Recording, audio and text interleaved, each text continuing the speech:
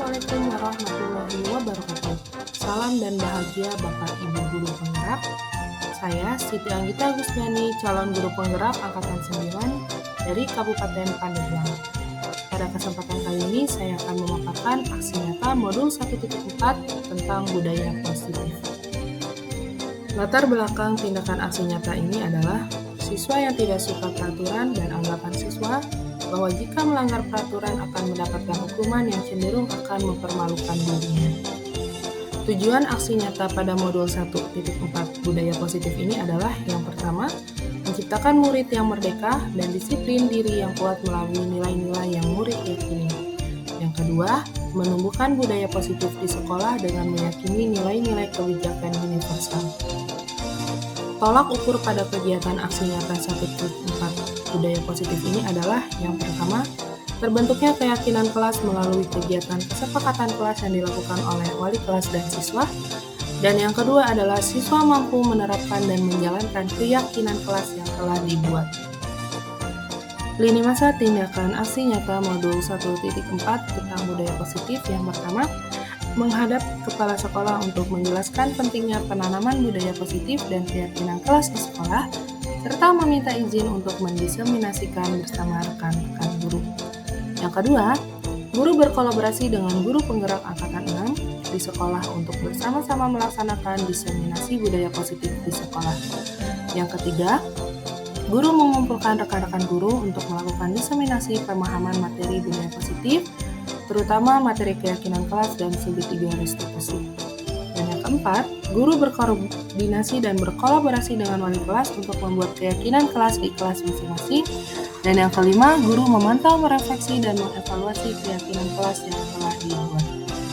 Dukungan yang dibutuhkan untuk melaksanakan tindakan aksi nyata ini adalah yang pertama, dukungan dari kepala sekolah, rekan sejawat, serta siswa agar tindakan yang telah disusun dapat dilakukan secara lancar dan menyeluruh.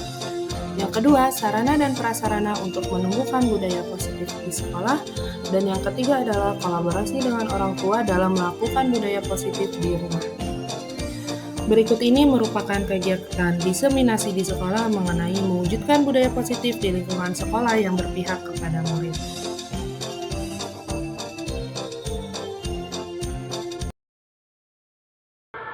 Bismillahirrahmanirrahim. Assalamualaikum warahmatullahi wabarakatuh. Waalaikumsalam warahmatullahi wabarakatuh.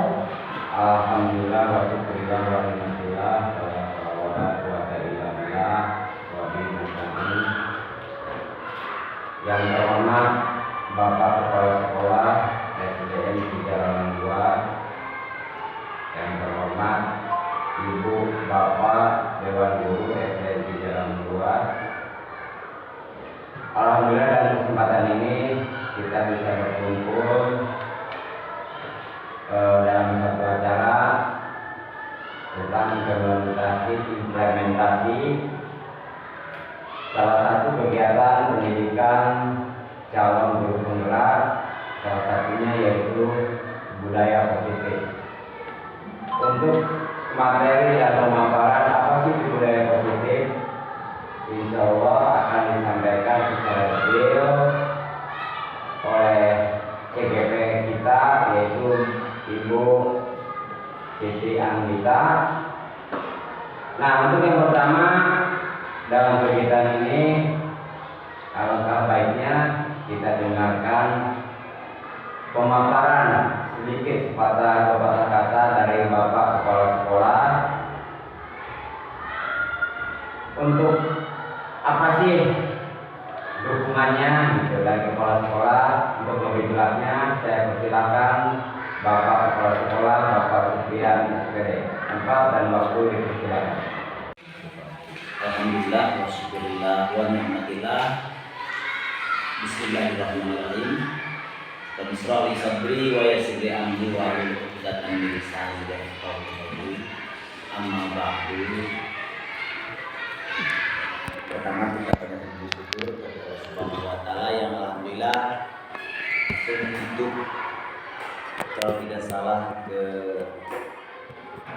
ketiga kalinya ya kita berkumpul untuk mendengarkan paparan dari guru CGP Semoga kita bersama-sama, yang pertama ada ridho Allah Subhanahu wa taala dan juga ada manfaatnya bagi kita semua sebagai pendidik khususnya di jalan dua. Amin.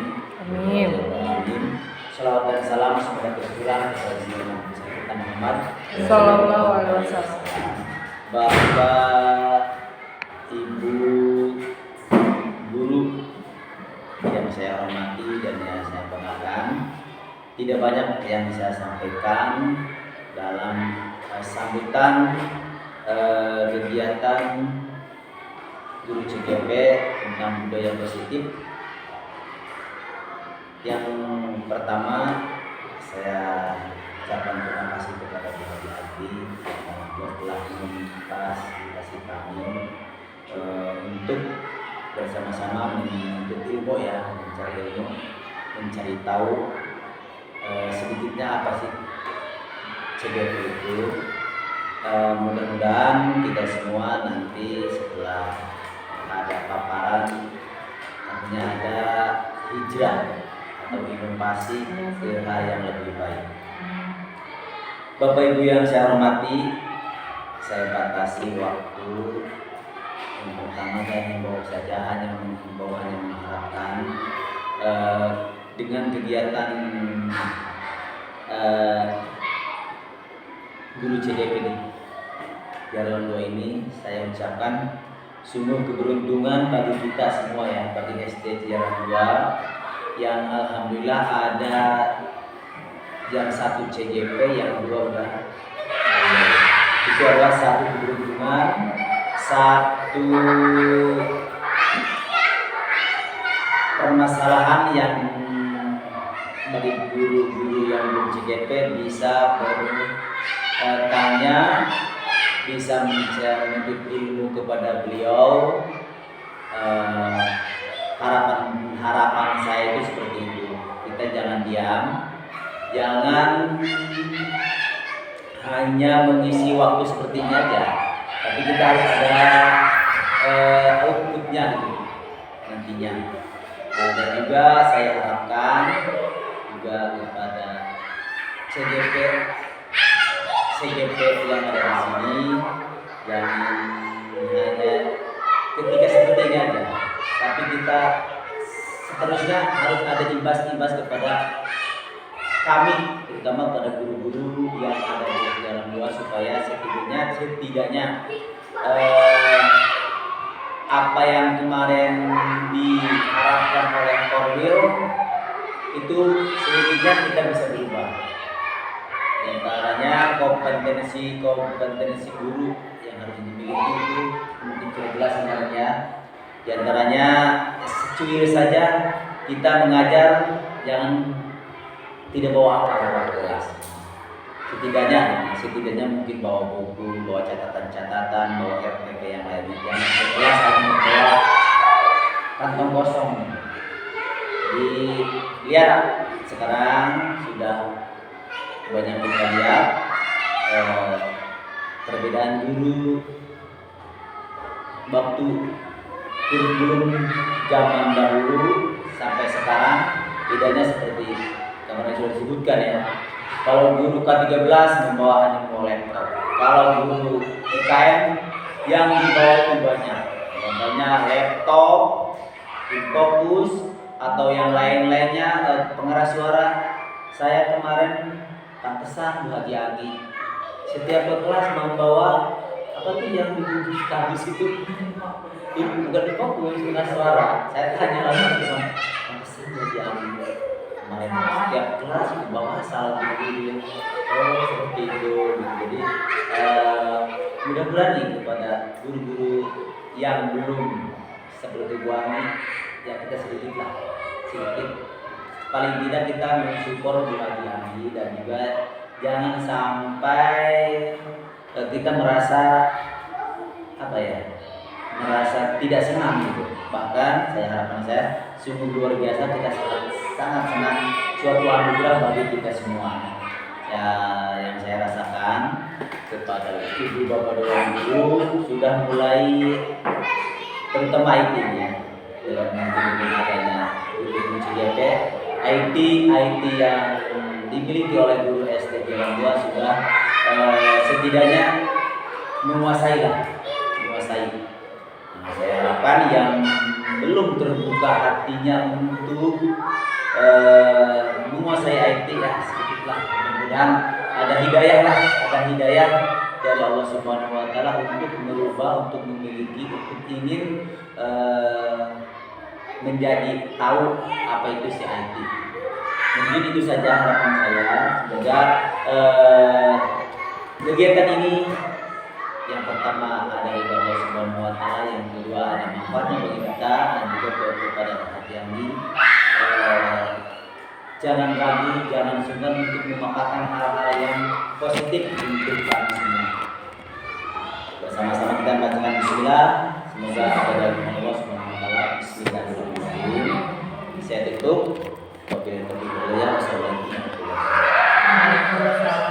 Terima kasih atas motivasi dan sambutannya dari Bapak Kepala Sekolah. Selanjutnya kita langsung ke pembahasan materi mengenai budaya positif yang tertuang dalam kurikulum Merdeka. Apa sih budaya positif? Lebih jelasnya kita dengarkan materi penjelasan tentang budaya positif oleh PDP Ibu Haji Siti Anggita Agustiani. Tempat dan waktu dipersilakan. Bismillahirrahmanirrahim. Assalamualaikum warahmatullahi wabarakatuh. Waalaikumsalam warahmatullahi wabarakatuh. Yang terhormat Bapak Kepala Sekolah, Bapak Ibu guru, staf, dan teman-teman juga moderator yang telah memberikan saya waktu untuk memaparkan, yaitu tentang budaya positif, ya, materinya budaya positif, dan saya mengambil topik mewujudkan budaya positif di lingkungan sekolah dan berpihak kepada murid. Ini merupakan diseminasi untuk tugas saya. Di sini ada Ki Haja Dewantara mengumpamakan sekolah itu sebagai ladang, tempat persembahyan bibit agar bibit itu bisa berkembang secara maksimal. Maka petani dapat memperbaiki kondisi tanah, memelihara bibit tanaman, memberi pupuk, membasmi hama dan lain-lain yang mengganggu hidup bibit tanaman dan lain sebagainya. Nah, itu sama seperti kita nih, guru-guru di sekolah, ya. Kita memahami bahwa itu sekolah itu sebagai tempatnya atau sebagai ladangnya, ya kan? Diibaratkan sebagai tanah yang bercocok tanam, sehingga kita nih sebagai guru harus bisa mengusahakan sekolah jadi lingkungan yang menyenangkan, kemudian lingkungan yang menjaga, dan lingkungan yang melindungi murid-murid kita dari hal-hal yang tidak baik. Dengan demikian, ya, tujuan utama kita yaitu menumbuhkan karakter murid itu bisa sesuai dengan kurikulum Merdeka, kan profil pelajar Pancasila. Kira-kira Bapak dan Ibu udah tahu belum apa sih budaya positif itu yang seperti apa gitu, dan apakah di sekolah kita sudah tercipta budaya positif? Apa masih bingung, apa masih gimana sih gitu ya budaya positif? Masih bertanya-tanya apa sih budaya positif itu seperti apa gitu di sekolah kita? Gimana Pak Mamun? Kalau hemat saya, budaya positif itu salah satu kegiatan di luar tingkat ya, tapi itu udah biasa dengan Indonesia dan diterima oleh sekolah dan orang tua. Ya, terima kasih ya. Ada lagi? Ya, betul banget ya, betul sekali Pak Mamun. Budaya positif itu lebih ke pembiasaannya, pembiasaan positif yang sebenarnya sekolah kita ini sudah melakukannya, tapi kita nggak tahu kalau misalkan itu tuh budaya positif, gitu ya. Seperti contoh tadi nih, kita sudah melaksanakan Jumat Takwa, pembiasaan kan pasti pembiasaan Jumat Takwa itu ada tujuannya. Tujuannya apa kira-kira? Kegiatan Jumat Takwa itu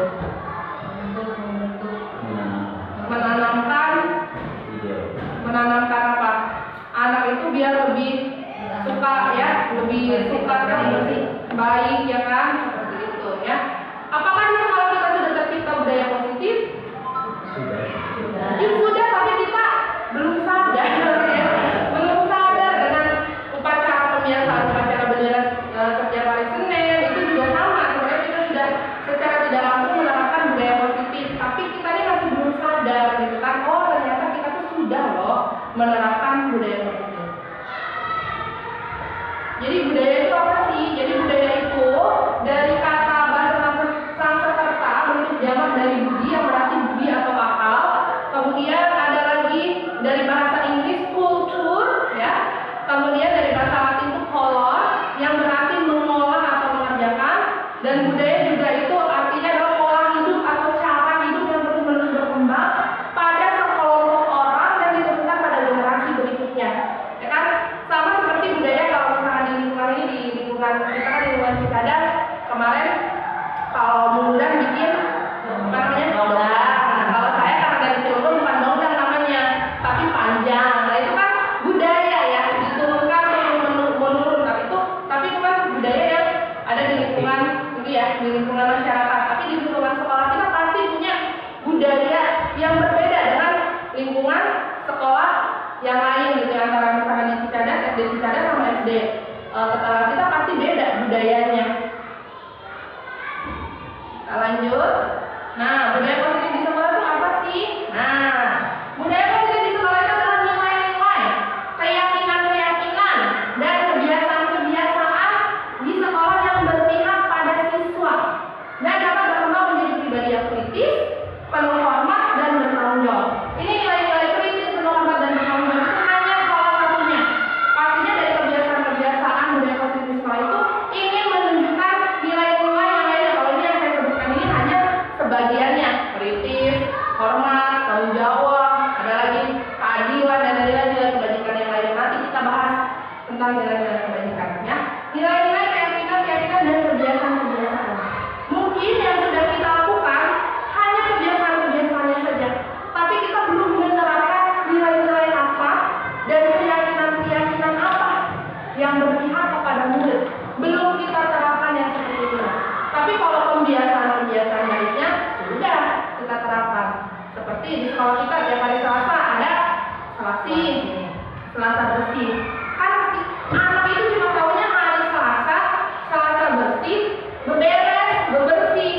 Nah, kita nih ya sebagai guru yang harus menunjukkan ya, memberitahu, mengarahkan bahwa kegiatan Selasa bersih ini tujuannya buat ini loh, anak, gitu ya, bukan hanya sekedar kamu bersih-bersih ngorek-ngorek saja, ya. Jadi untuk penekanan nilai-nilai keyakinan-keyakinannya ini yang perlu kita tingkatkan, nanti akan kita bahas lebih dalam lagi. Nah, di sini yang akan kita bahas konsep inti budaya positif. Yang pertama ada teori kontrol, kemudian ada perubahan paradigma stimulus respon lawan teori kontrol, kemudian ada tujuan motivasi perilaku manusia, kemudian ada hukuman, konsekuensi, dan restitusi, kemudian ada dihukum oleh penghargaan, 5 kebutuhan dasar manusia, posisi kontrol, kita sebagai guru, dan yang terakhir adalah segitiga restitusi. Ini yang akan kita bahas. Jadi, panjang ya, nggak apa-apa ya, Bapak dan Ibu ya. Nah, lanjut. Yang pertama, kita perubahan paradigma dulu ya. Untuk membangun budaya yang positif, sekolah perlu menyediakan lingkungan yang positif, aman, dan nyaman agar murid-murid mampu berpikir, bertindak, dan mencipta dengan merdeka, mandiri, dan bertanggung jawab. Apakah sekolah kita sudah menyediakan lingkungan yang positif? Sebenarnya sekolah kita sudah ya. Lingkungan sekolah kita sudah positif. Apakah sudah aman? Sudah. Tapi aman itu menurut gurunya, belum tentu aman menurut peserta didiknya ya. Apakah sudah nyaman? Apakah di sekolah di kelas Bapak dan Ibu sudah nyaman? Kira-kira bagi anak untuk belajar? Mungkin menurut Bapak dan Ibu udah nyaman, udah saya setting sedemikian rupa kelas saya. Tapi kita belum tentu. Kalau kita tanya anak satu persatu, mungkin anak tersebut tidak nyaman. Contoh misalkan saya menempatkan Bu Awet hidup dengan Bu Neni. Kita tanyakan dulu apakah Bu Awet ingin hidup sama Bu Neni atau sebaliknya. Khawatir dengan hidup bareng mereka malah tidak nyaman. Nah, jadi ya untuk membangun budaya positif itu kita nih sekolah itu kan tidak ada warga sekolah, kepala sekolah, dan guru ya. Harus banget menyediakan lingkungan yang positif, aman, dan nyaman. Itu dulu yang pertama. Kemudian yang kedua, disiplin itu dikaitkan dengan kontrol.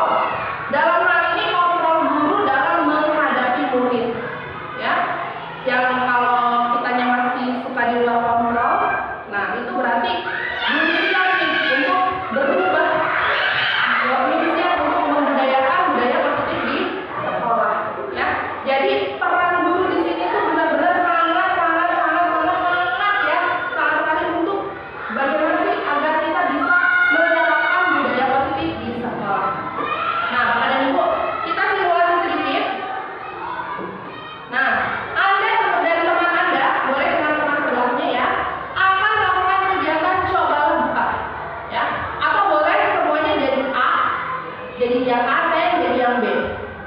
Coba Bapak dan Ibu kepalkan satu tangan kalian, dan di dalam tangan kalian itu berisi hal yang paling berharga. Nah, saya sebagai B dan Bapak dan Ibu yang bertindak sebagai A yang mengepalkan tangannya, itu harus menjaga si kepalan tangan ini yang ada sangat berharga, sekuat tenaga, karena ini sangat penting banget untuk kehidupan Bapak dan Ibu. Nah, tugas saya sebagai B adalah mencoba untuk membuka kepalan tangan Bapak dan Ibu dengan cara dipolitikin, dengan cara dihasut, dengan cara diintimidasi, dimarahi, digoda, ya. Kira-kira, nah, kita jawab, sudah paham maksudnya? Bapak dan Ibu pegang, di dalamnya itu ada sesuatu yang berharga bagi kehidupan Bapak dan Ibu. Nah, tugas saya nih sebagai B, bagaimana cara saya untuk membuka kepalan tangan itu, ya? Entah saya marahin, entah saya goda, entah saya kritikin, pokoknya bujuk rayu setan gitu ya. Gimana caranya biar kebuka? Nah, sekarang apakah Anda atau B membuka kepalan Anda? Mengapa? Apakah alasan Anda atau B membuka kepalan tangan Anda? Yang pertama, apakah Anda ketika saya goda akan membuka kepalan Anda? Tangan. Bukan. Buka. Kenapa Pak Mamun? Oh, kenapa? Pak Mamun kan lagi megang nih. Pak Mamun buka itu buat saya aja. Dikasih nggak sama Pak Mamun? Ya kan itu berharga, ya berharga banget. Berharga banget. Kalau Pak Mamun buka, oke nggak apa-apa itu jawaban Pak Mamun, itu pilihan Pak Mamun nggak apa-apa, ya karena tidak ada jawaban yang salah ya Bapak dan Ibu. Sekarang Bu Neni, sini Bu Neni, saya pinjam dulu, nanti saya ganti barangnya. Mau dikasih atau tidak? Belum tentu. Kenapa? Karena ini barang sangat berharga dan saya mempertimbangkan dulu alasan yang dipakai untuk si peminta itu masuk akal tidak dengan apa yang saya maksudnya. Oke, nih Pak Kepala, sini saya minta, kalau enggak Bapak saya laporin ke polisi, saya panggil semua itu preman-preman, sini keluarkan, dikasih nggak? Itu tergantung dari kamu sendiri ya. Tapi kalau berpihak kepada kita itu pasti tidak. Makanya, dalam kegiatan di atas, siapa sesungguhnya yang memegang kendali atau kontrol untuk membuka dan menutup kepalan tangan? Saya sendiri. Diri sendiri ya? Diri sendiri yang mempunyai kontrol adalah Si A. si A atau kita yang mempunyai kontrol. Ketika saya meminta ke Pak Mamun, ini Bu Anggi loh, ambil. Ketika saya meminjam uang Bu Neni, nanti dulu Bu Anggi buat apa? Gitu kan? Ketika saya minta ke Pak Kepala juga, nanti dulu Bu buat apa dulu? Gitu kan?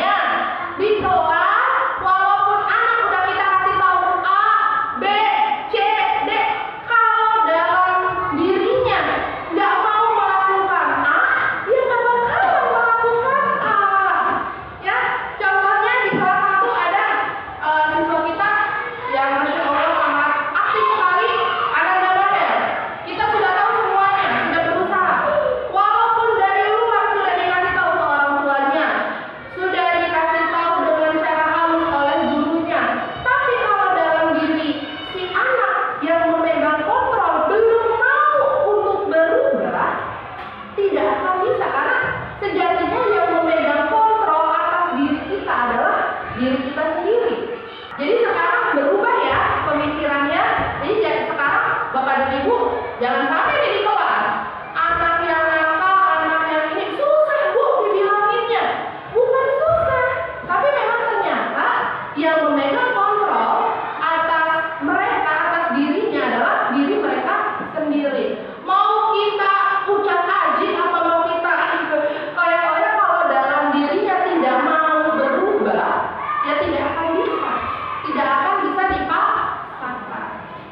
Kita lanjut ya Bapak dan Ibu.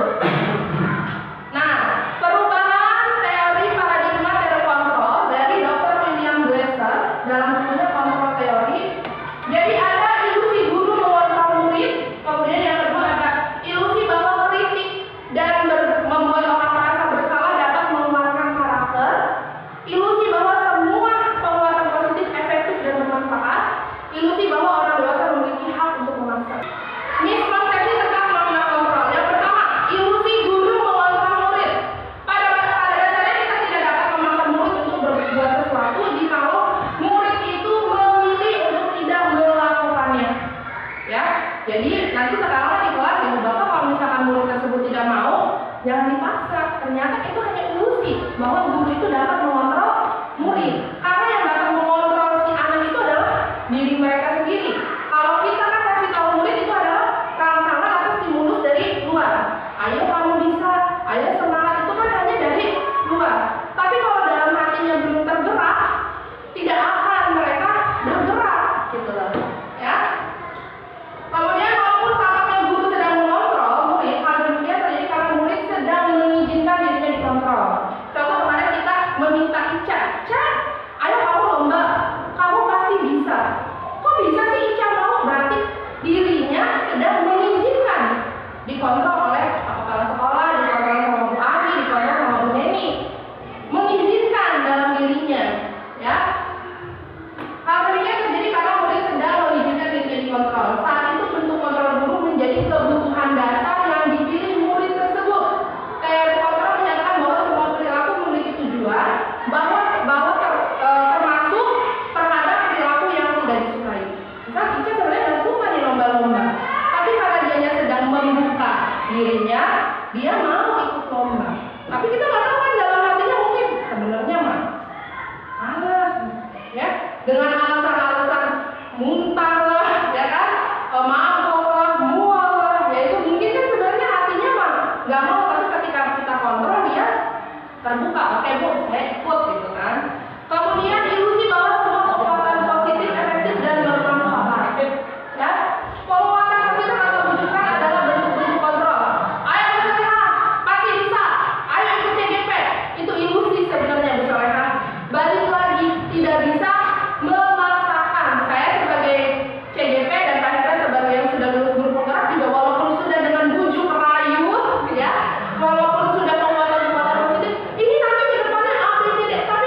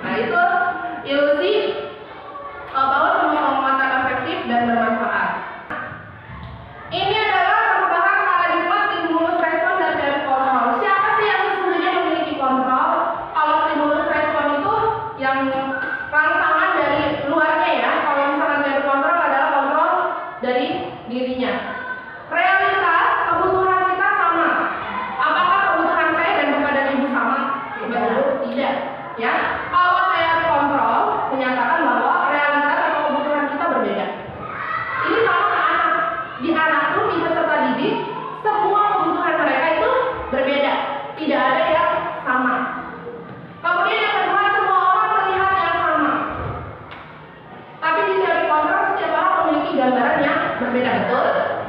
Betul ya? Kemudian kita kalau di stimulus respon yang berasal dari luar atau yang dari eksternalnya, kita mencoba mengubah orang akan berpandangan sama dengan kita.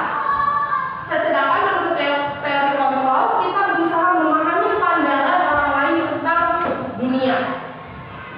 Selanjutnya, perilaku buruk dilihat sebagai suatu kesalahan. Tapi pada teori kontrol, semua perilaku itu pasti memiliki tujuan. Ya, jadi misalnya saya membuat kesalahan. Orang melihatnya, kok Bu Amri kayak gitu sih? Tapi dalam diri saya, karena saya memegang kendali atas diri saya, memegang kontrol atas diri saya melakukan itu pasti ada tujuan. Tapi kalau dari luar, stimulus respon itu menganggapnya perilaku buruk itu dilihat sebagai suatu kesalahan. Ada pertanyaan? Ketika kita mendengar kata disiplin, apa yang terbayang dalam benak Bapak dan Ibu? Apa yang terlintas di pikiran Bapak dan Ibu tentang kata disiplin? Apa kira-kira? Apa Bu Neng? Sesuai aturan. Mengikuti kegiatan sesuai aturan. Oke. Kalau kita Pak Mamun, Mengalir. kegiatan mengalir. Kegiatan mengalir seperti air. Oke, apa lagi? Yang di benak Bu Awet apa? Tepat waktu, gitu ya, dengan kata disiplin, dengan tepat waktu kita dalam. Oke, Bu Mar, ada Tempat sesuai yang apa yang sudah ditetapkan, ya. Berarti sama mentaati peraturan intinya ya. Disiplin itu pemikiran kita mentaati peraturan yang sudah ditetapkan, ya. Itu yang terlintas di Bapak dan Ibu. Nah, apa sih disiplin itu? Nah, disiplin itu berarti ini materi sedikit berdisiplin. Disiplin itu berasal dari bahasa Latin disiplina yang artinya belajar. Ya, makna ini berkonotasi dengan disiplin dari murid-murid Socrates dan Plato. Disiplin diri membuat orang menggali potensinya menuju sebuah tujuan, apa yang dia hargai, apa yang dia yakini. Namun dalam budaya kita sama berartinya. Menurut jawaban Bapak dan Ibu sama. Dalam budaya kita, makna disiplin itu telah berubah menjadi sesuatu yang dilakukan seseorang pada orang lain untuk mendapatkan kepatuhan. Ya kan udah dibuat nih, berarti untuk ditaati gitu kan. Kecenderungan umum akan menghubungkan kata disiplin dengan ketidaknyamanan. Kemudian bukan dengan apa yang kita hargai atas pencapaian suatu tujuan yang mulia. Kalau kita anggapannya masih disiplin itu ada aturan, kita taati. Nah itu udah budaya kita kan? Nah disiplin itu lanjutan. Nah kebanyakan orang-orang akan menghubungkan kata disiplin itu dengan tata tertib, dengan teratur, kepatuhan, datang tepat waktu dan lain-lain ya, aturan. Nah disiplin itu. Disiplin juga sering dihubungkan dengan hukuman. Tidak memakai sepatu warna hitam, hukum. Tidak datang tepat waktu, anak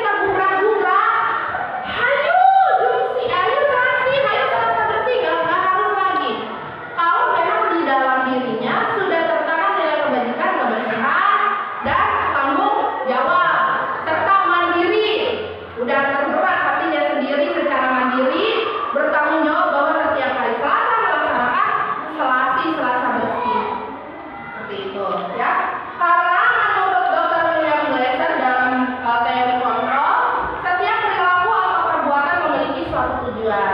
Dengan memainkan nilai kebajikan yang diyakini seseorang, maka motivasi intrinstiknya atau motivasi dalam dirinya akan terbangun sehingga akan menggerakkan motivasi dari dalam untuk mencapai tujuan yang mulia yang diinginkan.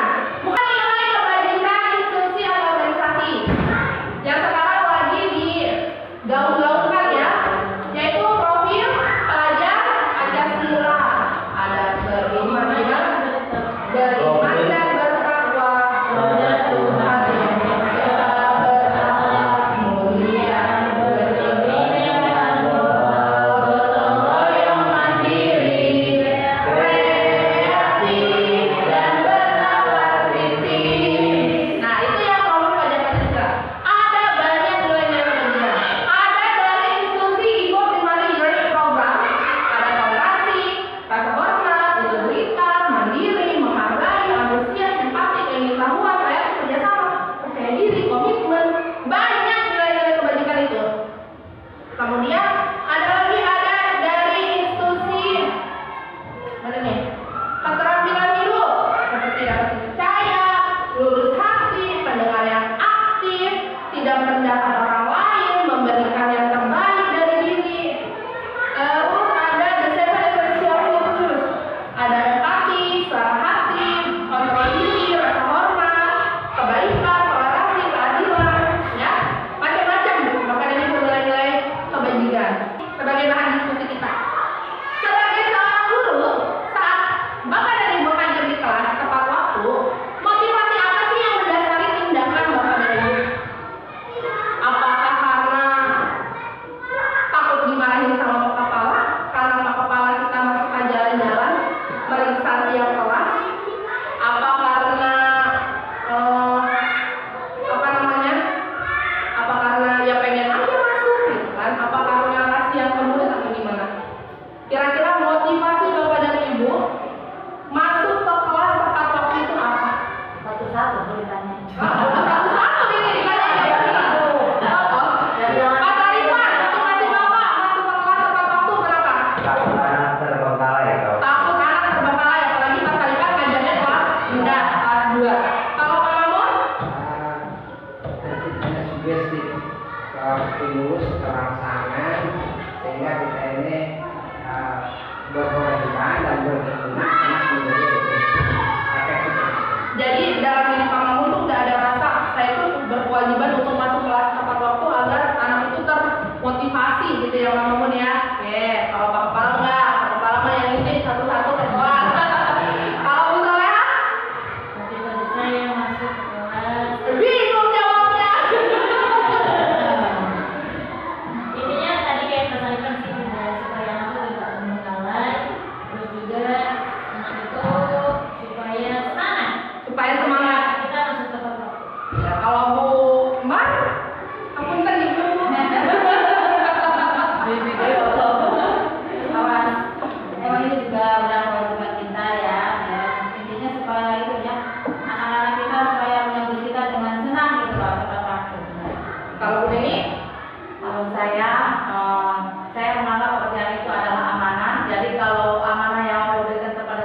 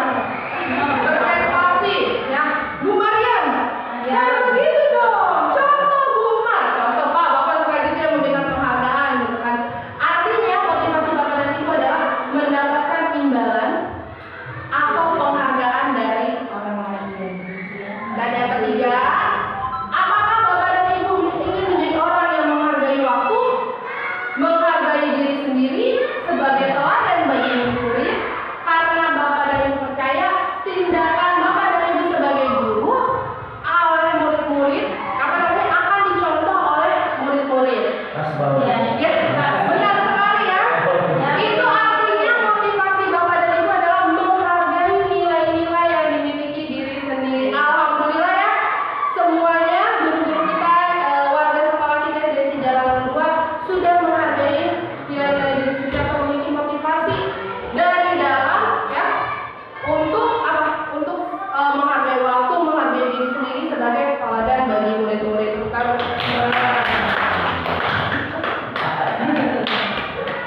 Nah, ini teori motivasi perilaku manusia menurut Dian Dosen, ya. Yang pertama tadi, ketika kita datang tepat waktu karena takut ditegur oleh atasan kita, itu artinya kita motivasi internal atau dari dalam.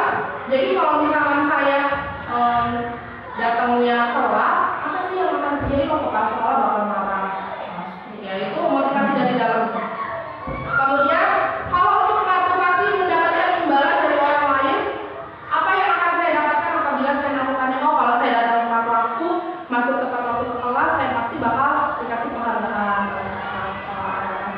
Itu berarti kita masih mengandalkan motivasi dari luar, ya, eksternal, stimulus dari luar.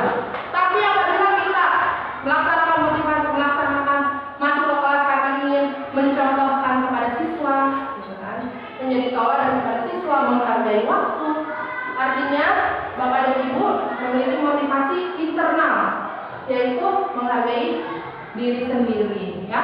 Nah, ini tujuan dari disiplin positif adalah untuk menghargai diri sendiri sebenarnya. Jadi sebelum ke siswa, jadi gurunya dulu nih yang kita ubah pandangannya tentang disiplin positif. Kita lanjut ke materi hukuman, konsekuensi, dan restitusi. Ya, apa nih bedanya hukuman, konsekuensi, dan restitusi? Kita bahas aja langsung. Nah, di sini ada 3 tabel. Yang pertama identitas gagal, ini pernyataannya gagal. Ini hukuman. Identitas sukses, ada disiplin. Tadi yang disiplin yang sudah kita bahas dan terkait dengan nilai kebajikan. Ada konsekuensi dan restitusi. Contoh, sesuatu yang menyakitkan harus terjadi, itu biasanya hukuman. Tapi kalau di konsekuensi, sesuatu harus terjadi. Sedangkan di restitusi, restitusi merupakan pilihan. Nanti kalau yang bingung sama restitusi, nanti ada pembahasannya lagi. Kemudian, tidak nyaman untuk murid akan untuk jangka waktu yang panjang. Jadi kalau misalnya kita melakukan hukuman, itu akan membuat murid menjadi tidak nyaman dan dampaknya itu jangka panjang ke anak. Tapi kalau misalnya kita melakukan konsekuensi, anak memang tidak nyaman, tapi jangkanya waktunya pendek. Dan apabila untuk restitusi, itu dapat menguatkan anak dalam jangka waktu yang panjang. Jadi kuat. Menguatkan anak ini bukan tidak nyaman, tapi lebih menguatkan anak. Kemudian korban, kalau di hukuman, karena ada yang berkelahi nih, si A sama yang B, ya sama-sama berkelahi. Yang A dihukum, yang B korban tidak dihukum. Korban mendapatkan keadilan, tapi yang hukum tidak mendapatkan keadilan. Kalau yang hukuman, jadi rasanya kita sebagai guru pasti seringnya yang hukuman, karena saya juga masih merasa sering melakukan yang hukuman. Ya, jadi yang melakukan kesalahan langsung aja kita adili, gitu ya, tanpa kita tanyakan dulu alasannya. Padahal sebelumnya kita udah berubah kan, bahwa mereka melakukan tujuan yang tidak baik, pasti ada tujuannya, alasannya. Kita sebelumnya udah bahas itu. Kemudian untuk konsekuensi, korban bisa diabaikan. Kalau misalkan berantem, kamu konsekuensinya kalau berantem apa? Pulang kan, nggak boleh sekolah, nggak usah masuk ke kelas lagi, misal contoh. Nanti orang tua dipanggil, tapi korban ini nggak dikasih apa-apa gitu ya. Ya udah, korban aja gitu kan. Nggak dikasih kamu sabar ya. Cuma kepada yang tersangkanya doang nih yang diberikan konsekuensi. Tapi kalau restitusi, baik korban, baik si yang tersangkanya itu akan mendapatkan ganti. Korban mendapatkan ganti dan si tersangkanya juga nanti akan seperti ini menguatkan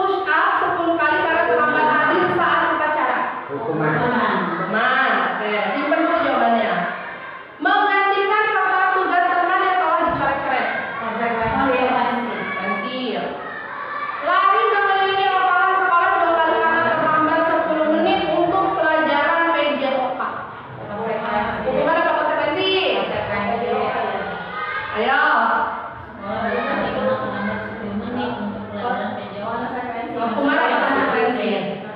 Nah, kita jawab coba ya, sama nggak nih jawabannya? Yang pertama, mencatat 100 kali di dalam buku halaman saya tidak akan terlambat lagi karena terlambat ke sekolah. Hukuman. Kemudian lari berkeliling lapangan basket 2 kali karena terlambat hadir di sekolah. Hukuman. Murid diminta untuk push up 10 kali karena terlambat hadir ke saat upacara. Hukuman apa? Hukuman apa konsekuensi? Hukuman ya. Mengertikan atas tugas teman yang kalah dicoret-coret. Konsekuensi. Lari mengelilingi lapangan sekolah 2 kali karena terlambat 10 menit untuk pelajaran PJOK. Konsekuensi. Ada yang kedua? Ya. Jadi Bapak dan Ibu, apa ya kesimpulannya antara hukuman dan konsekuensi perbedaannya? Kalau konsekuensi lebih ke penerapan disiplin, kalau hukuman lebih dari tindakan yang diberikan guru atas kesalahan siswa. Tuh, boleh yang lain? Apa sih hukuman, apa sih konsekuensi? Coba, kamu Mun.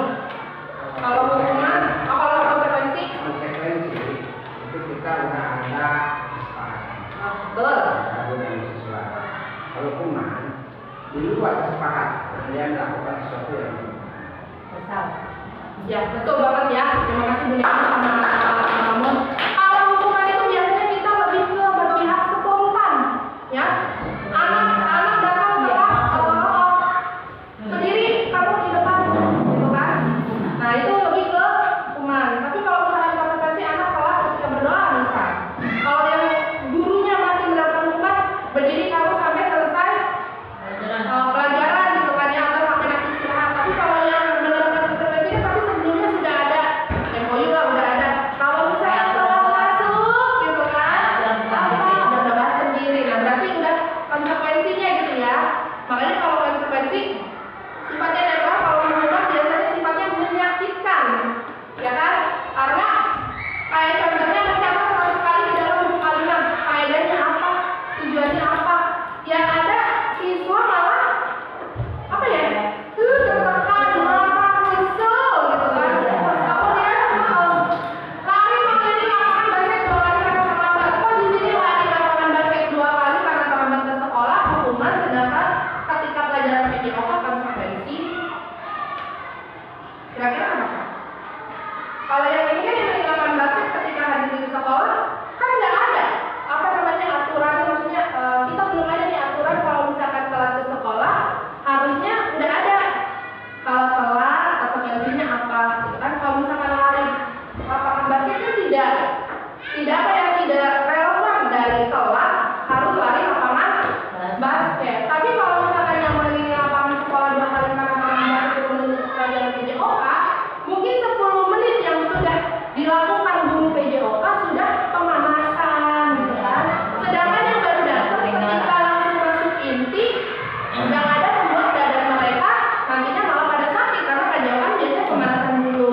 Makanya adalah aturan dari guru olahraga dan siswa, kalau telat nih kamu lari dulu ke lapangan, padahal tujuannya dia si anak tersebut pemanasan dulu sendiri. Itu konsekuensinya gitu kan. Nah itu ya, jadi udah rada berubah ya, udah kita perbedaannya antara hukuman dan konsekuensi. Kita tahu dampak yang ditimbulkan dari hukuman itu sangat panjang gitu ya. Kenapa Pak? dia ya seorang guru itu kan ngasih tahu figur ya. Iya. Nah, itu minimal kita masuk ke contoh. Lebih-lebih kita masuk ke tauladan atau panutan. Ya. Jadi kita dari tempat itu atau dari tidak tersebut minimal satu kita ambil contoh tauladan atau panutan. Jadi jangan sampai nanti muncul hukuman dan hukuman. Nah, berarti untuk menerapkan budaya positif yang hukuman sepakatnya kayaknya kita delete atau kita geser gitu ya. Kita delete dan kita geser. Nah, itu hukuman dan konsekuensi. Nah, sekarang yang Bapak dan Ibu pasti akan tercengang nih kalau saya, karena ketika saya mendapatkan materi ini, hah, masa sih gitu kan? Nih, apakah efektif memberikan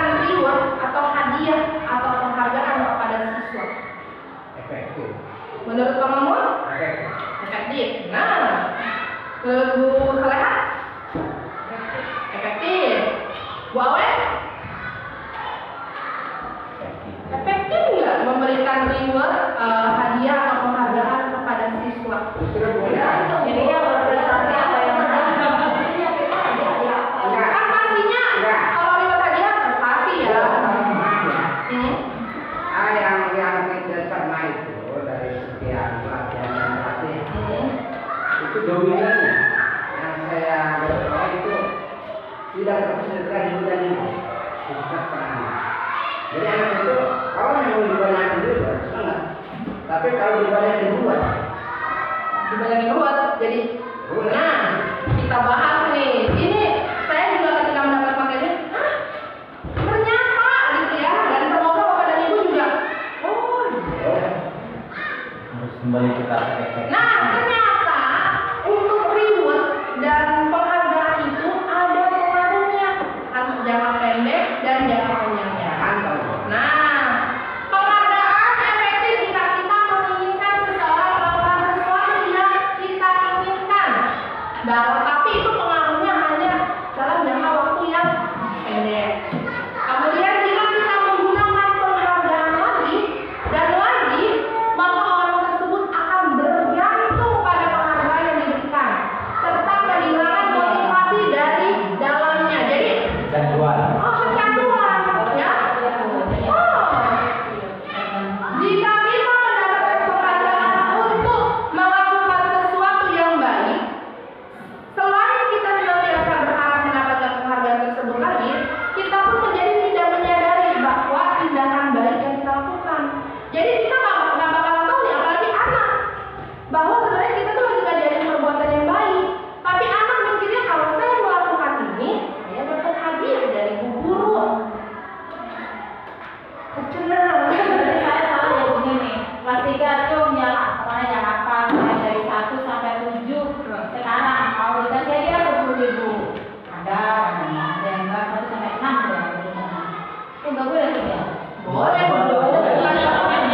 Tapi jangan. Tapi itu hanya jangka pendek saja. Jadi pasti anak itu hanya, oh udah, orang dimintanya sampai 6 untuk sampai selanjutnya saya nggak mau.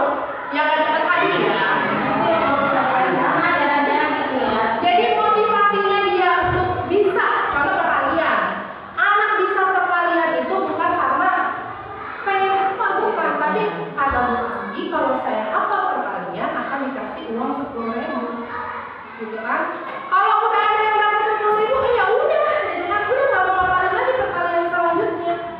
Itu namanya yang jangka pendek. Bahkan ketergantungan, ya kalau misalkan nggak ada rewardnya, nggak ada hadiahnya, saya nggak mau melakukan itu. Itu makanya itu ternyata ada negatifnya ya. Tapi boleh sekali.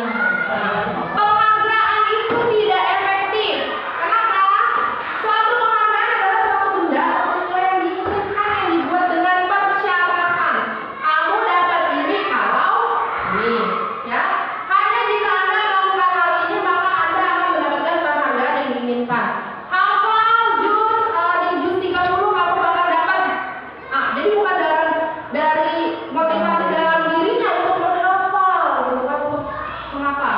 Jika saya mengharapkan satu penghargaan dan tidak mendapatkannya, maka saya akan kecewa dan berkecil hati. Jadi yang tidak mendapatkan penghargaan itu akan kecewa. Pasti Bu si Eta deui bae, katanya gitu. Oh ya. Si Eta mah pinter, iya Bu, gitu kan, pasti ada yang kecewa dan berkecil hati. Dan bahkan si anak yang lainnya juga tidak akan termotivasi ya, maka paling Desi tadi gitu kan, paling Desi itu lagi nanti yang dapat uangnya, yang dapat hadiahnya gitu kan. Jadi itu mah jelema pinter.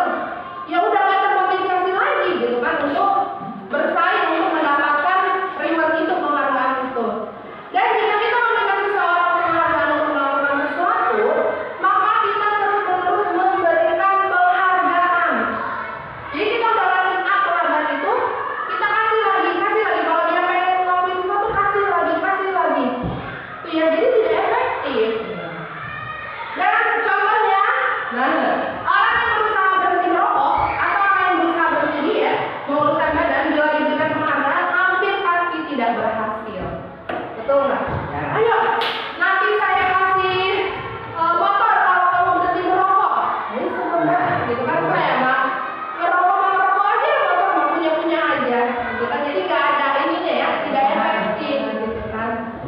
Sama ke anak juga seperti itu.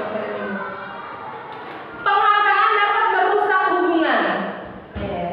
Jadi secara tidak langsung itu adanya penghargaan itu merusak hubungan. Kita seseorang diberikan penghargaan atau dipuji di depan banyak orang, maka yang lain akan merasa iri dan sebagian dari mereka akan tidak menyukai orang yang diberikan penghargaan tersebut. Makanya bapak itu, Pak, jangan dipuji, gitu ya. Ternyata memang sudah ada penelitiannya bahkan ya, bahwa ketika seseorang dipuji, kalau misalkan kita tidak mampu untuk menjadi seorang tersebut, yang ada bukannya termotivasi malah gitu kan, sebel gitu kan. Apaan sih gua ini megang laptop aja, bukannya berusaha untuk bisa laptop, tapi yang ada di dalam hatinya malah muncul benci gitu kan ya, perilaku yang malah rusak hubungan gitu kan.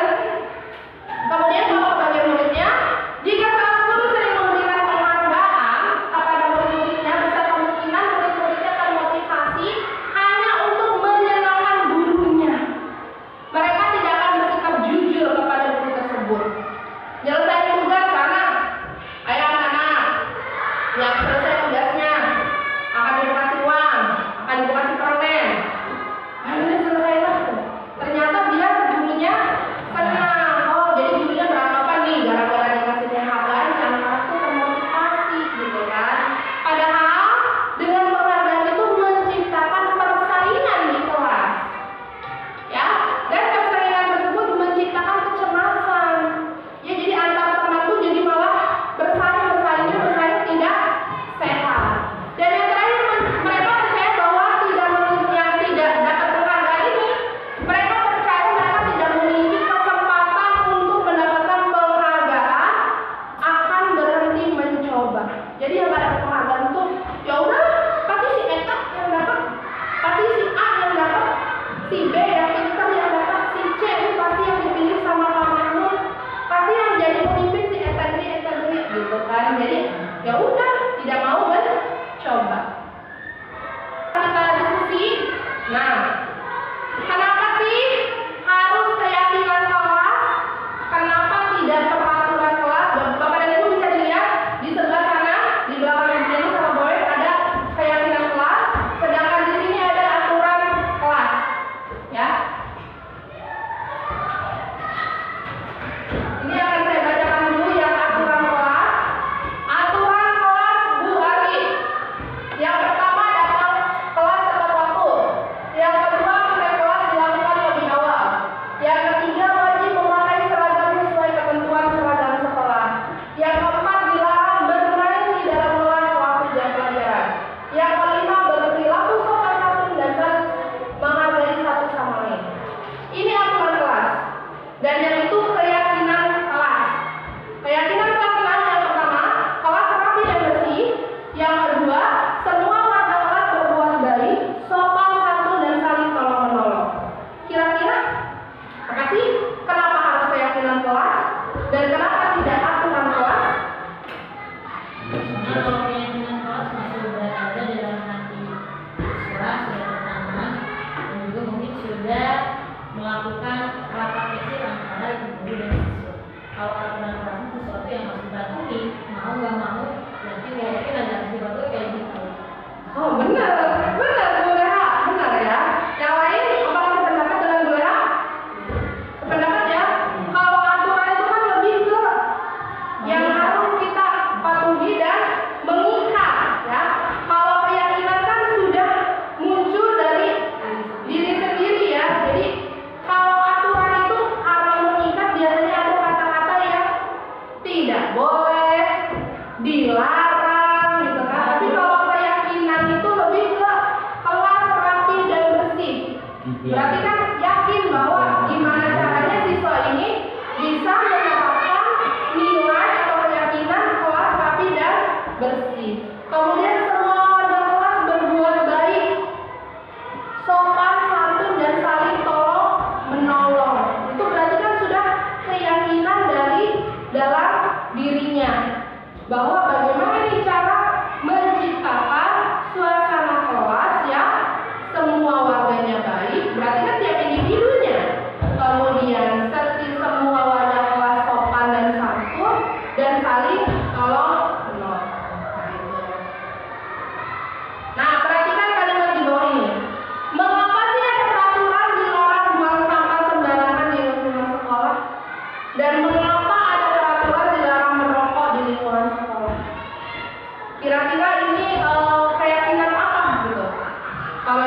satu.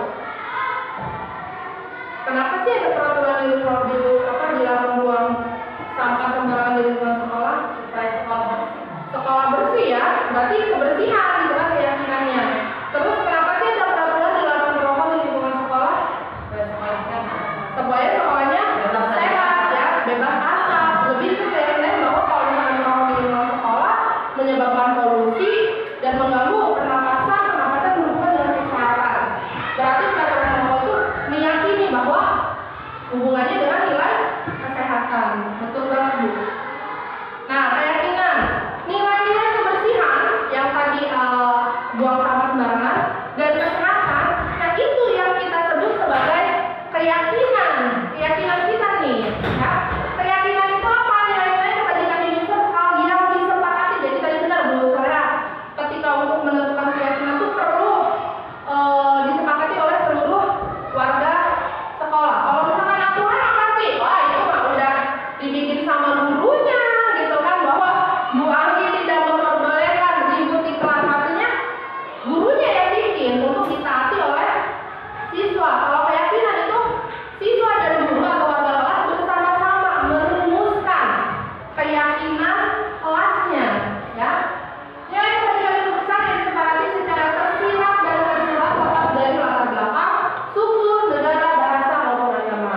Murid-murid pun sama, mereka perlu memahami arti sesungguhnya dari peraturan-peraturan yang diberikan dan nilai-nilai kebajikan apa yang muncul dan apa tujuan utama dari adanya peraturan.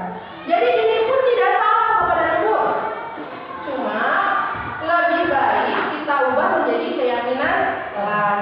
Sebagai contoh, datang kelas tepat waktu itu sudah masuk kok, berlaku sopan santun dan saling menghargai satu sama lain. Dari saling menghargai satu sama lain, ketika ada anak yang datangnya telat, kelas sudah berjalan, berarti anak tersebut tidak menghargai temannya, tidak menghargai gurunya. Nah itu.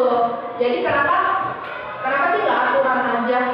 Ini juga nggak apa-apa sih, tinggal yang dilarang bermain di dalam kelas waktu jam pelajaran bisa kita hilangkan, kita ganti menjadi nilai keyakinan apa. Nah, keyakinan kelas itu adalah tindakan atau perilaku yang kita lakukan di dalam kelas yang dapat menentukan terciptanya sebuah lingkungan positif atau perilaku agama tertentu menjadi sebuah kebiasaan yang akhirnya membentuk sebagai budaya positif. Dan penciptaan budaya positif itu harus dilakukan, yang pertama adalah membuat keyakinan atau prinsip-prinsip dasar bersama. Seperti tadi yang dikatakan Bu Soleh, benar ya Bu? Jadi harus ditentukan bersama antara warga kelas untuk mendapatkan nilai-nilai kebajikan yang disepakati bersama.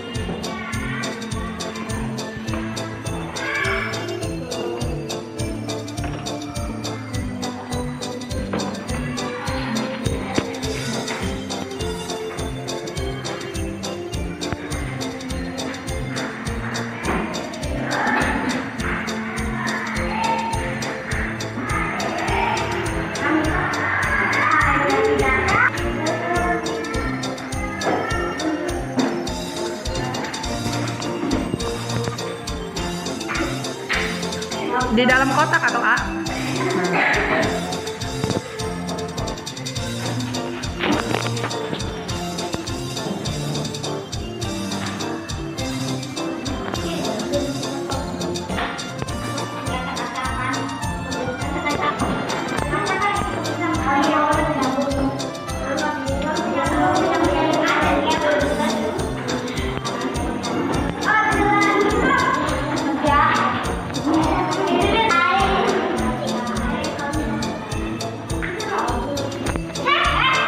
Pasang lagi tuh yang jatuh.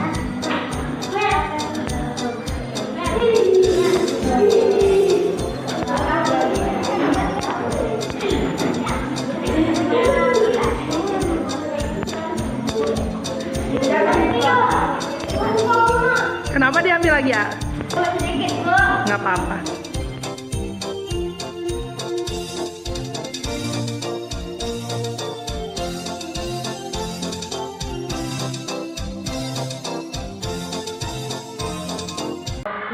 Nah, jadi sebelumnya tadi kan sudah membuat gambaran kesucian, kemudian diseleksi oleh guru. Jadi misalkan, jadi anak saya ingin kelas rapi bersih, kelas wangi. Nah itu kan sama-sama jadi kebersihan, gitu kan.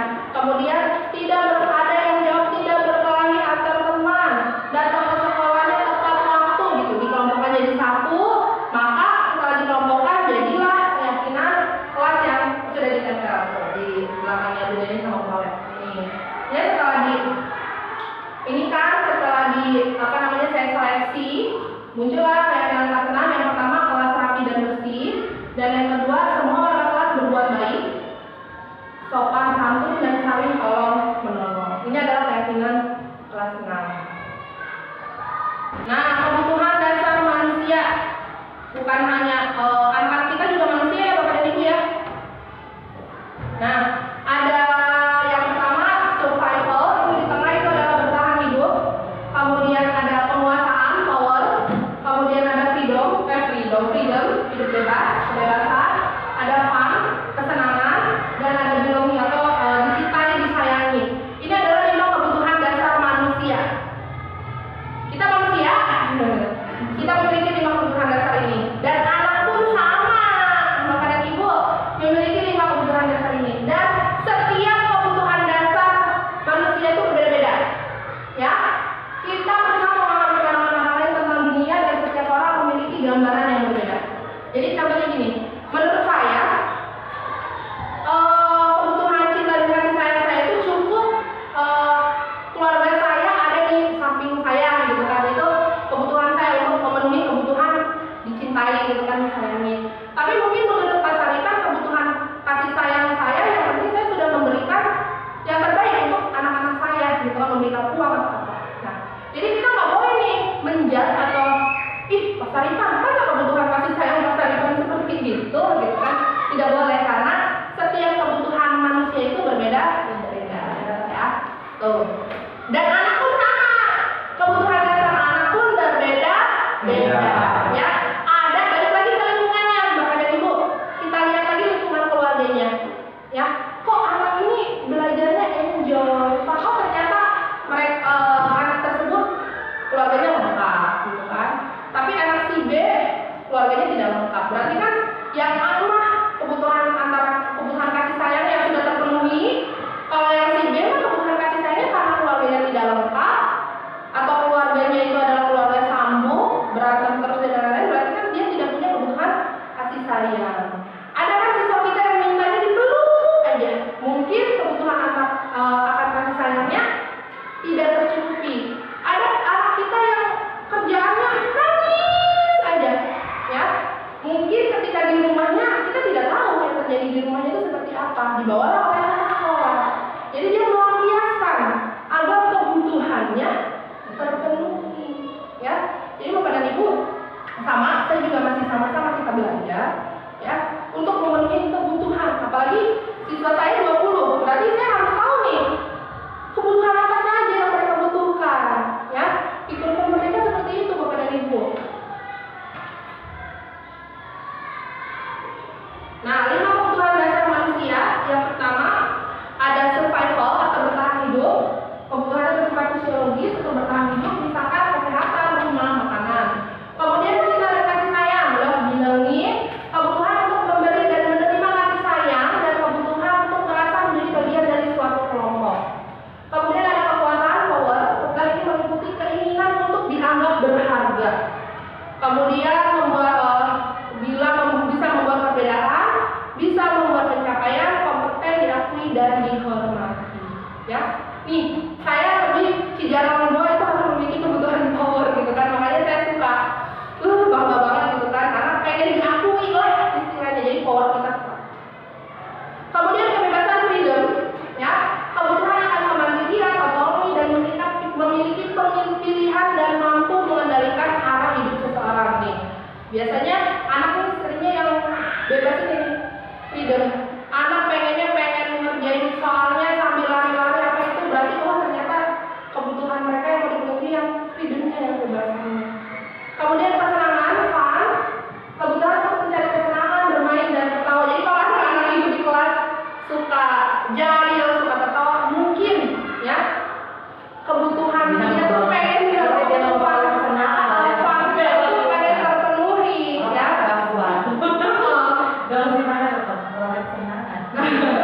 Nah, analisis kasus lagi nih. Tahun ini si Dimas berusia 17 tahun. Dia senang sekali ketika ayahnya mulai mengajarkan cara menyetir mobil. Setiap akhir pekan, ia berlatih menyetir. Ia terlihat senang sekali berlatih sampai akhirnya ia bisa menyetir mobil dengan baik dan lancar. Ketika ibunya bertanya kepada Dimas apa yang membuat dia ingin bisa menyetir mobil, jawaban Dimas adalah sebagai berikut. Menurut Bapak dan Ibu tadi ada 5 nih kebutuhan dasar. Dari jawaban pertanyaan Dimas, kebutuhan apa yang ingin dipenuhi? Yang pertama, aku merasa bangga dan keren. Kebutuhan apa? Power kah? Senang kah? Penguasaan kah? Kesenangan, boleh. Kemudian biar bisa jalan-jalan naik mobil sama temanku. Bebas, ya. Terserah. Itu jawaban Bapak dan Ibu ya.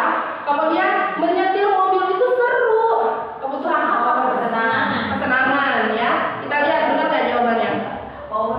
Aku merasa bangga dan keren. Penguasaan ya dalam dirinya. Pengen terlihat. Power. Kemudian dia bisa jalan-jalan naik mobil sama temanku. Kasih sayang dan merasa diterima. Menyetir mobil itu seru. Kesenangan ya. Jadi kebutuhan dasar yang diinginkan setiap anak itu berbeda-beda ya. Dari soal ini, hari ini. Nah, sekarang kita diskusi lagi nih melalui pertanyaan ini. Apa yang terjadi apabila salah satu atau beberapa kebutuhan dasar anak tidak terpenuhi?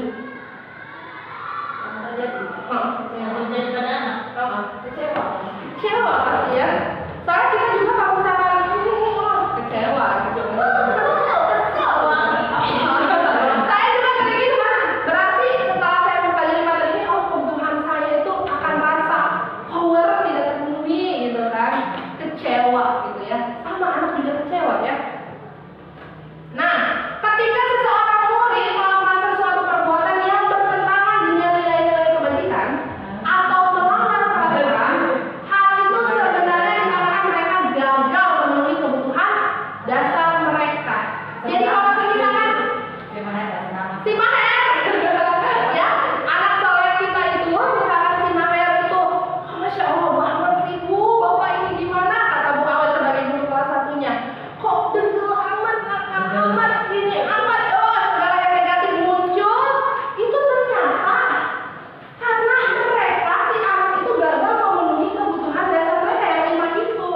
Nah, peran gurunya adalah, kayak Bu Awet adalah mencari kebutuhan dasar Maher yang bagian mana yang belum terpenuhi, sehingga Maher berperilaku yang bertentangan dengan nilai-nilai kebajikan. PR bukan hanya bukan hanya buat guru kelas 1, pasti di tiap kelas ada siswa kita yang seperti itu. Kalau sekarang jangan dihukum lagi, tapi kita cari, oh jangan-jangan ada kebutuhan dasar mereka yang belum terpenuhi. Ya Bapak dan Ibu ya.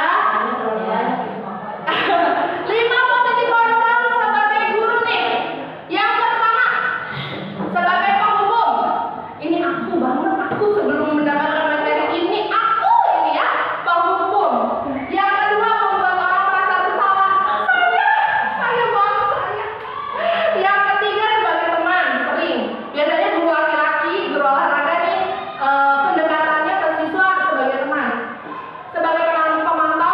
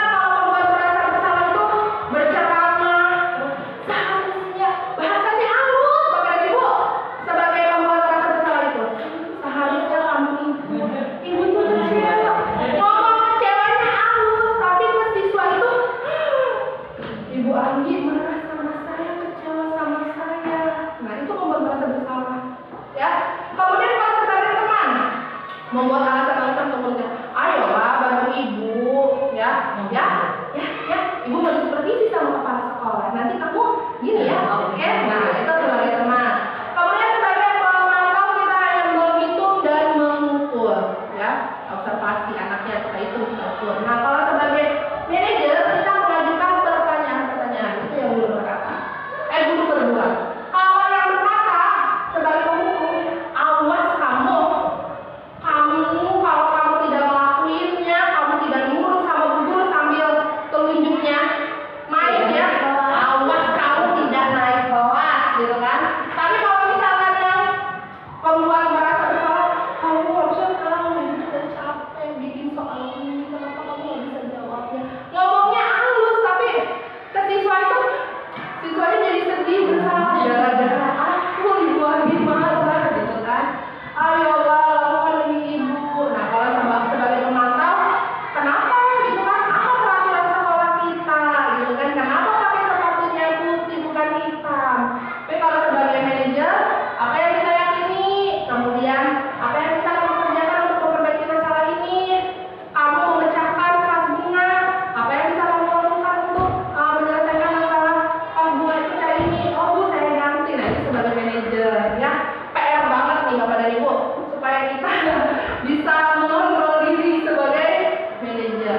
Hasilnya kalau sebagai penghukum, memberontak, dampaknya siswa berontak, menyalahkan orang lain, bahkan siswa bisa sampai berbohong. Tapi kalau sebagai pembuat orang merasa bersalah, itu sama berbohong, menyembunyikan, menyangkal. Kalau sebagai teman, ketergantungan. Kalau kita juga ibu lagi, ya kan, nempel gitu ya, jadi tidak ada lagi antara guru dengan murid itu tidak ada batas, jadinya kalau sebagai pemantau. Kemudian kalau sebagai pemantau, siswa itu lebih menyesuaikan diri karena dia merasa diawasi. Oh, Bu Ani mengawasi terus nih, ya. Nah, tapi kalau kita sebagai manajer, siswa kontrol dirinya jadi lebih kuat, jadi termotivasi dari dalam. Oh iya ya, ternyata kalau kita melakukan kesalahan, kita harus menemukan akar masalahnya dan itunya solusinya, ya. Kaitkan dengan dunia berkualitas, murid mengatakan guru di luar dunia berkualitas. Kalau murid sering dihukum, contoh kelas 6, kalau pelajaran matematika dihukum sama saya, bisa jadi setiap pelajaran matematika murid nggak ada di sekolah di tiap hari Senin dan Selasa, ya kan? Gitu. Kemudian kalau sebagai pembuat merasa bersalah, murid meletakkan guru di dalam dunia berkualitas, dan sebagai teman, murid meletakkan guru sebagai orang yang sangat penting di dunia berkualitas. Karena CS teman, ya, segeng gitu kan, jadi ini harus itu nih Bu Ani dalam setiap kegiatan murid tersebut. Kemudian sebagai pemantau, murid melakukan guru, peraturan dan hukum di dunia berkualitas. Dan kalau posisi pemantau guru sebagai manajer, murid melakukan dirinya sebagai individu yang positif dalam dunia berkualitas. Nah, ketika kita menghukum murid, murid akan berkata kalau kita menerapkan posisi kita sebagai penghukum. Jangan saja Bu Ani juga nanti marah-marah lagi. Pasti gitu terus. Nah, pasti Bu Ani marah nih, ngehukum lagi nih. Pasti gitu. Kalau kita sebagai pembuat orang merasa bersalah, maafin ya Bu, saya salah. Udah, selesai gitu kan. Kalau sebagai teman, saya pikir Bapak dan Ibu teman saya. Ternyata begitu gitu kan. Kalau sebagai pemantau, berapa banyak bintang yang saya harus peroleh, berapa halaman yang harus saya tulis, lebih ke aturan konsekuensi ya kalau pemantau. Kalau manajer, bagaimana cara saya memperbaiki kesalahan. Dampaknya bagi murid, kalau misalnya kita menerapkan posisi kontrol sebagai penghukum, yang pertama, murid pasti mengulangi kesalahan. Kalau pembuat merasa bersalah, murid merasa rendah diri. Kalau sebagai teman, lemah, tidak mandiri dan bergantung. Kalau sebagai pemantau, menjadi beratkan pada sanksi atau hadiah. Dan sebagai manajer, mengevaluasi diri bagaimana cara memperbaiki diri. Kita lanjutkan pelajaran ya. Kamu tidak pernah melakukannya, penghukum. Ayolah lakukan demi ibu bapak.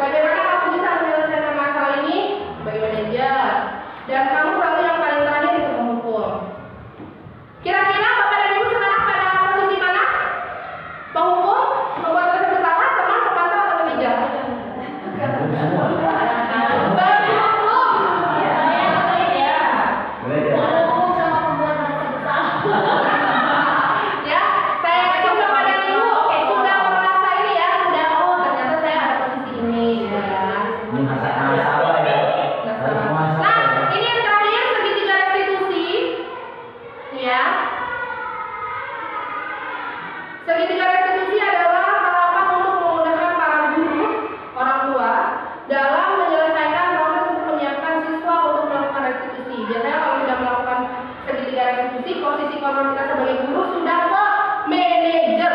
Nih, ya. Nah, ini tahapan restitusi ada 3. Yang pertama, menstabilkan identitas. Kita semua akan melakukan hal yang terbaik yang bisa kita lakukan. Yang kedua, validasi tindakan yang salah.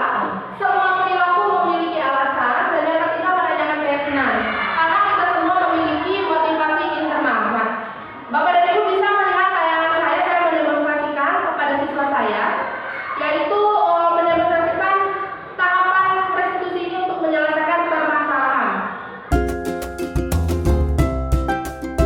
Assalamualaikum Ica. Salam Bu. Bagaimana kabarmu sayang? Alhamdulillah sehat Bu. Ya, Ica tahu nggak kenapa Ibu Ali panggil ke sini? Tidak tahu. Jadi begini sayang, ya.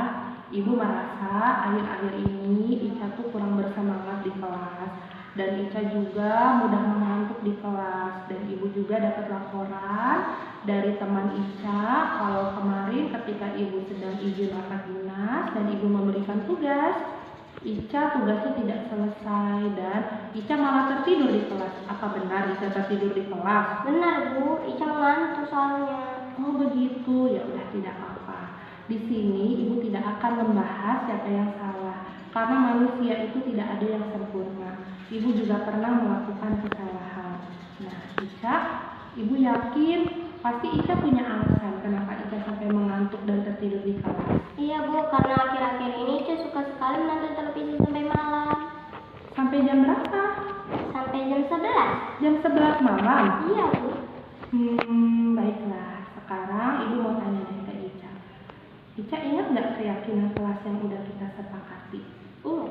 Kira-kira keyakinan kelas apa yang ada hubungannya dengan kejadian ini? Tanggung jawab ya Bu. Iya betul sekali sayang. Nah sekarang Ibu mau tanya lagi. Bagaimana caranya agar Ica tidak mengantuk bahkan sampai tertidur di kelas? Ica harus tidur lebih awal, mengurangi menonton televisi, dan tidak lupa juga berdoa kepada Allah. Kira-kira Ica mau mulai kapan? Mulai hari ini Bu. Bagus sekali ya sayang, terima kasih ya sayang. Ya, Bu. Semoga Allah selalu memudahkan langkah Ica dalam berubah ke arah yang lebih baik lagi. Ya, sekarang Ica boleh pulang. Mohon maaf Ibu memanggil Ica ya saat ini ya.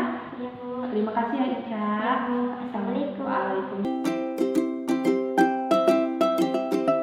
Assalamualaikum Mas Tia, bagaimana kabarmu? Waalaikumsalam. Alhamdulillah sehat Bu.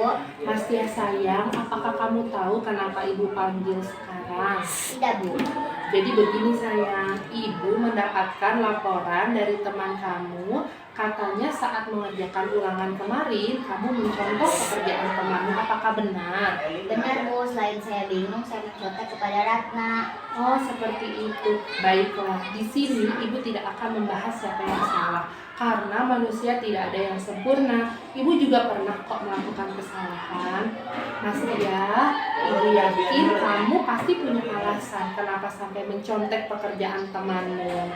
Karena saya tidak belajar Bu, kemarin saya terlalu asik bermain HP dan sampai lupa kalau besoknya ada ulangan. Oh seperti itu. Emangnya semalamnya kamu tidur jam berapa? Jam 10 malam Bu. Jam 10? Iya Bu. Baiklah. Mas Tia, kamu ingat kan keyakinan kelas yang sudah kita sepakati? Kira-kira keyakinan kelas apa yang ada hubungannya dengan kejadian ini? Kejujuran ya Bu. Betul sekali sayang. Ya, sekarang bagaimana menurut Mas Tia cara agar Mas Tia tidak mencontek pekerjaan temannya? Saya harus belajar ketika malam, tidur lebih awal, mengurangi bermain HP, dan tidak lupa berdoa kepada Allah. Kira-kira kapan Mas Tia mau memulainya? Mulai hari ini Bu. Baik, terima kasih ya sayang. Semoga Allah memudahkan langkah Mas Tia untuk perubahan ke arah yang lebih baik lagi. Sekarang Mas Tia boleh kembali lagi ke teman-teman istirahat ya. Terima kasih ya. Assalamualaikum. Terima kasih Bu. Waalaikumsalam. Assalamualaikum. Nah, Bapak dan Ibu, demikianlah pemaparan dari saya tentang gimana sih cara kita menerapkan budaya positif, terutama di lingkungan sekolah kita ini. Semoga pemaparan dari saya dapat diterima oleh Bapak dan Ibu.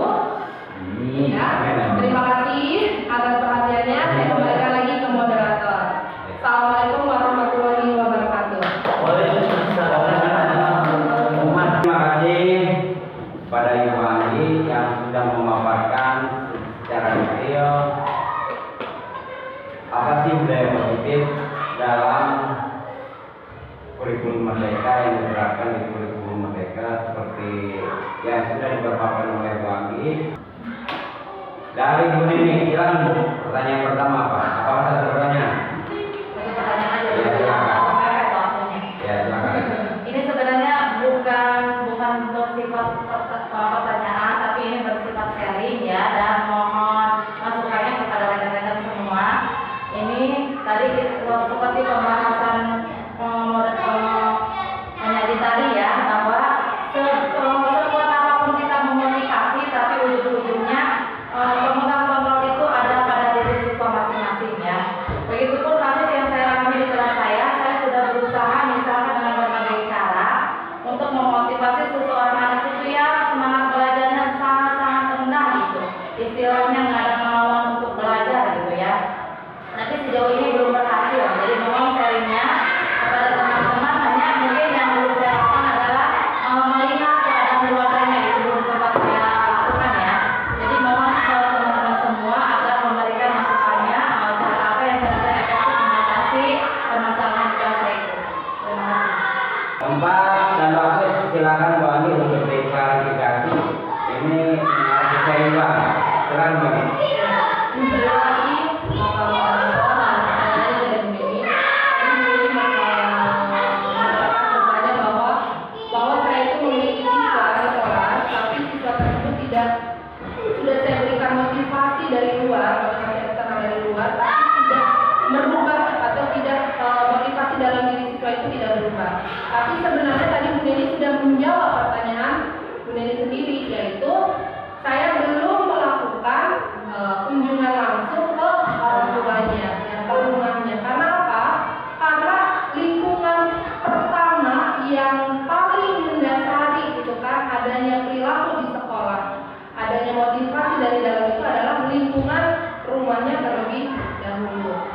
Bisa jadi anak tersebut tidak termotivasi di dalam, tidak termotivasi di sekolah karena kebutuhan dasar mereka ketika di rumah belum terpenuhi, belum tercukupi. Akhirnya dia membawa si permasalahan itu ke sekolah. Sehingga apapun kita kasih stimulus, kita kasih motivasi, kita kasih pengarahan, dan kita kasih yang lain-lainnya yang bersifat positif, kalau kita belum menemukan kebutuhan apa yang paling mereka butuhkan, itu tidak akan muncul motivasi dalam diri anak tersebut. Nah, tadi sudah terjawab sendiri sebenarnya sama Ibu ya, kepada Ibu juga. Kita bisa melakukan kunjungan ke orang tuanya. Kita observasi lingkungan di rumahnya itu seperti apa, keadaan orang tuanya juga seperti apa. Karena kan kalau di sekolah kita tidak tahu kalau orang tuanya itu bagaimana gitu kan dirinya atau kebiasaan di rumahnya seperti apa. Mungkin itu. Terima kasih. Saya kembalikan ke Bapak. Terima kasih Bu Andi sudah memaparkan ya sedikit sharing dari Bu Nini. Nanti cari apa solusinya itu. Nanti dia dengan ini. Sebelumnya saya ucapkan terima kasih Mbak Umi karena setelah saya mengikuti dari awal sampai akhir ternyata memang saya ini pembuat merasa bersalah. Saya itu masuk kemana-mana tapi saya membuat seolah-olah saya itu kayak nangis apa keadaan. Itu memang suka kayak gitu. Dan saya juga merasa bingung dulunya. Tapi saya harus gimana? Saya lagi bersalah. Cuman yang saya ingin bukan tanyakan ya dalam peluang itu ada nggak sih alternatif yang baik untuk membuat anak itu tanpa harus menyuruh tanpa harus kita tuh memaksa, sedangkan kita tidak boleh memaksa ya. Maksudnya ada nggak alternatif yang baik gitu. Sedangkan kan tupoksi kita untuk bisa membuat anak itu agar lebih baik, disiplin, baik perilaku maupun apa gitu. Itu aja sih yang ditanyakan. Oke, terima kasih Bu Soleha. Bu Soleha ke arah solusi ya. Solusi. Jadi kata Bu Soleha, apa sih, bagaimana sih jalan terbaik, jalan alternatif ketika menemukan anak yang sedikit bermasalah gitu entah dari segi karakternya apanya gitu. Itu mungkin itu ya saya. Kira-kira menurut Bu Anggi, silakan Bu Anggi ditanggapi. Terima kasih Bapak Moderator. Saya tanggapi yang saya dari pernyataan yang sudah Ibu katakan barusan. Sebenarnya Ibu itu sudah sudah terkena hatinya, sudah sadar bahwa posisi Ibu sebagai pembuat merasa bersalah itu sudah kurang tepat. Nah, kita kan tadi sudah membahas tentang 5 posisi peran kita sebagai guru. Ibu sudah berkata bahwa pembuat merasa bersalah, saya itu selalu melakukan membuat siswa merasa bersalah. Itu Ibu sudah menyatakan bahwa posisi kontrol Ibu itu sudah kurang tepat. Nah, sekarang solusinya apa? Ayo kita ubah pandangan kita maju lagi menjadi guru yang memiliki posisi sebagai teman, sebagai bukan pemantau, sebagai pemantau dan manajer seperti itu. Sama Bu, saya juga sama masih belajar karena saya juga ketika baru menerima materi ini, oh ternyata saya masih ada di posisi hukuman dan pembuat merasa bersalah. Tapi dengan adanya pendidikan guru penggerak ini, yuk kita berubah bersama. Walaupun saya yang sudah menjalani pendidikan guru penggerak, tapi saya juga ingin menularkan ya budaya positif ini. Yuk kita bareng-bareng berubah menjadi posisi guru, posisi kontrol guru sebagai manajer.